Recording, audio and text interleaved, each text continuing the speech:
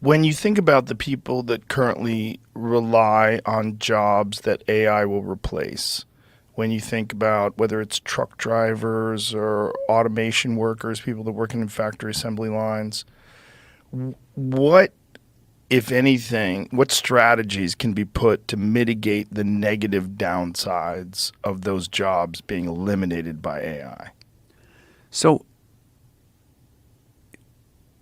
I'll talk about some general thoughts, but I find making very specific predictions difficult because the way the technology goes has been so different than even my own intuitions, or certainly my own intuitions. Maybe we should stop there and back up a little.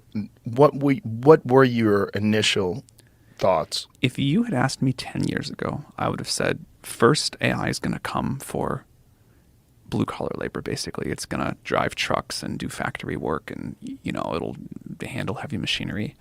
Then maybe after that, it'll do, like, some kinds of cognitive labor, but it won't be off doing what I think of personally as the really hard stuff. It won't be off proving new mathematical theorems. It won't be off, discovering new science. Won't be off writing code. And then eventually, maybe last of all, maybe never, because human creativity is this magic special thing. Last of all, it'll come for the creative jobs. That's what I would have said.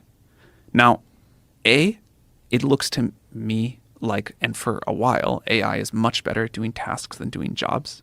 It can do these little pieces super well, but sometimes it goes off the rails. It can't keep very long coherence.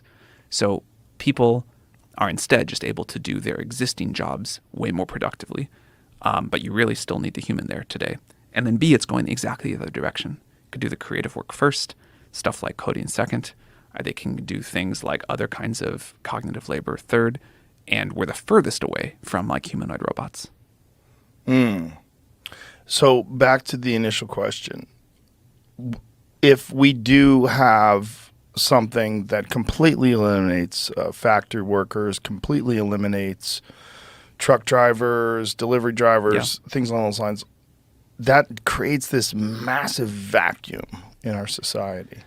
So I think there's things that we're going to do that are good to do but not sufficient. So I think at some point we will do something like a UBI or some other kind of very long-term unemployment insurance something, but we'll have some way of giving people, redistributing money in society as a cushion for people as people figure out the new jobs. But, maybe I should touch on that. I'm not a believer at all that there won't be lots of new jobs. I think human creativity, desire for status, wanting different ways to compete, invent new things, feel part of a community, feel valued, that's not going to go anywhere. People have worried about that forever. What happens is we get better tools and we just invent new things and more amazing things to do. And there's a big universe out there. And I think, I mean that literally, in that there's space is really big, but also there's just so much stuff we can all do if we do get to this world of abundant intelligence where you can sort of just think of a new idea and it gets created. But again, that doesn't, to the point we started with, that doesn't provide great solace to people who are losing their jobs today. So saying there's going to be this great indefinite stuff in the future, people are like, what are we doing today? So,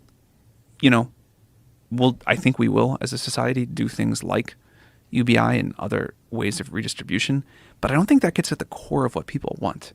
I think what people want is agency, self-determination, the ability to play a role in architecting the future along with the rest of society, the ability to express themselves and create something meaningful to them. And also, I think a lot of people work jobs they hate, and I think we as a society are always a little bit confused about whether we want to work more or work less. But somehow that we all get to do something meaningful and we all get to play our role in driving the future forward. That's really important. And what I hope is as those long-haul truck driving jobs go away, which, people have been wrong about predicting how fast that's going to happen, but it's going to happen. We figure out not just a way to solve the economic problem by like giving people the equivalent of money every month, but that there's a way that, and we have a lot of ideas about this, there's a way that we like share ownership and decision making over the future. A thing I say a lot about AGI is that everyone realizes we're going to have to share the benefits of that, but we also have to share like the decision making over it and access to the system itself. Like I'd be more excited about a world where we say, rather than give everybody on Earth like 1/8 billionth of the AGI money, which we should do that too, we say you get like 1/8 billionth of a 1/8 billionth slice of the system. You can sell it to somebody else. You can sell it to a company. You can pool it with other people. You can use it for whatever creative pursuit you want. You can use it to figure out how to start some new business. And with that, you get sort of like a voting right over how this is all going to be used. And so the better the AGI gets, the more your little 1/8 billionth ownership is worth to you. We were joking around the other day on the podcast where I was saying that what we need is an AI government. We should have an AI president and have AI just run make all things. the decisions. Yeah, have something that's completely unbiased, absolutely rational, has the accumulated knowledge of the entire human history at its disposal, including all knowledge of psychology and psychological study, including UBI, because that comes with a host of, pitfalls and issues that people have with it.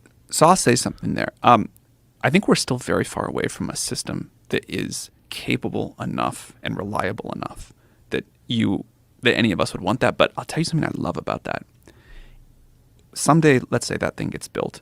The fact that it can go around and talk to every person on Earth, understand their exact preferences at a very deep level, how they think about this issue and that one and how they balance the trade-offs and what they want, and then understand all of that and like collectively optimize for the collective preferences of humanity or of citizens of the US, that's awesome. As long as it's not co-opted, right? Our government currently is co-opted. That's for sure. We know for sure that our government is heavily influenced by special interests. If we could have an artificial intelligence government that has no influence, nothing has influence on it. What a fascinating idea. It's possible. And I think it might be the only way where you're going to get completely objective, the absolute most intelligent decision for virtually every problem, every dilemma that we face currently in society.